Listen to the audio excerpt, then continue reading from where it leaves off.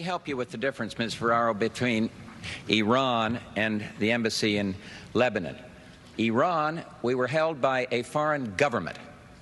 In Lebanon, you had a wanton terrorist action where the government opposed it. Let me just say, first of all, that I almost resent, Vice President Bush, your patronizing attitude that you have to teach me about foreign policy. She had a great line, a great comeback. That was Geraldine Ferraro. Look, I lean Republican, but I liked her a lot, Geraldine Ferraro. And I actually am happy to introduce you to Donna Zaccaro, her daughter, who knows what it's like to get your mom ready for the big stage on debate night. Donna Zaccaro, welcome to Newsmax. Thank you for being here. How are you? Thanks so much, Greg. So nice to talk to you again. Of course. The late, great Geraldine Ferraro. Of course, we lost her a few years ago. But I'd like to ask you a little bit about that night in 1984, your mom on the big stage with the sitting Vice President of the United States. I guess that's something like what Kamala Harris is going to be going through. What was it like for your family? Well, it was a little different in that my mother hadn't run for president prior to being chosen as a nominee to run with Walter Mondale. So she was thrust onto the national stage overnight. Kamala's actually had well, she was in the Senate, but then she also ran for president. So she's had a ramp-up period of time. And she's also participated in presidential debates before. My mother hadn't done that before. She had been a member of Congress for 6 years, and she had moved into leadership. But she had never debated, certainly not a sitting vice president.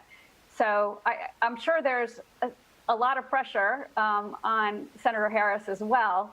But my mother really felt at that point, as the first woman to be debating a man and a president, a vice president, that sort of so much was riding on it. She had so much responsibility because if she didn't do a good job, then she felt that she would ruin things for all women, for women candidates going forward. And fortunately, she held her own. Generally, women thought she won and men thought that he won. I, of course, thought that she won. But she did a great job and was very substantive. So they're facing much the same things. They were both prosecutors before. But now, you know, it's 36 years later, which is sort of shocking to think about.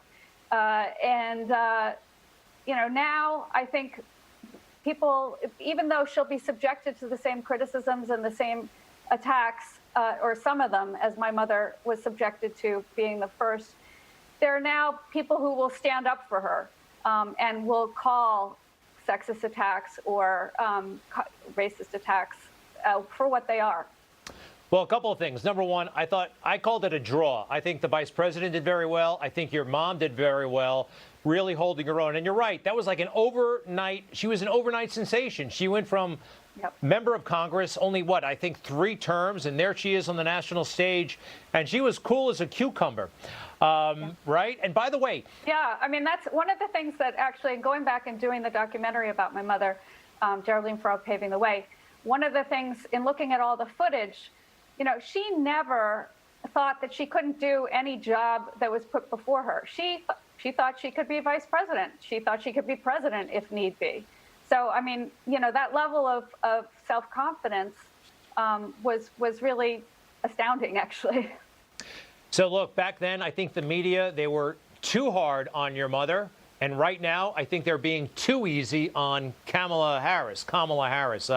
Look, you don't have to go there. I just see a real divide in how they're covering her versus how they used to cover all candidates, Republican and Democrat. But we can talk about that another day. In the meantime, you should be very proud. And everybody can go check out the movie Geraldine Ferraro, Paving the Way. It's available on iTunes. And whether you're a Republican or a Democrat, I think there's a lot to learn from your mom, who, by the way, was a great neighbor.